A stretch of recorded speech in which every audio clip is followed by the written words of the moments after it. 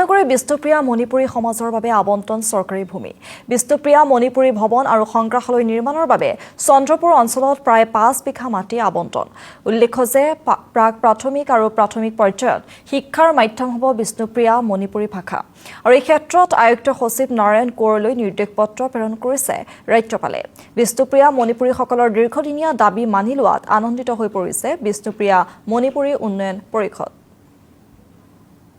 আমি ধন্যবাদ জ্ঞাপন কৰিছোঁ অসমৰ যশস্বী মুখ্যমন্ত্ৰী হিমন্ত বিশ্ব শৰ্মা ডাঙৰীয়া শিক্ষামন্ত্ৰী শ্ৰী ৰণেশ পেগু ডাঙৰীয়া আৰু বিশেষকৈ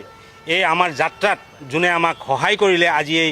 সমাজখনক আমি কেতিয়াও পাহৰিব নোৱাৰোঁ যে আমাৰ পাথাৰকান্দিৰ বিধায়ক তথা বৰ্তমান অসম চৰকাৰৰ মন্ত্ৰী ডাঙৰীয়া শ্ৰী কৃষ্ণেন্দু পাল আৰু আমাৰ যে পিছপৰা শ্ৰেণীৰ যে মন্ত্ৰীৰ দায়িত্ব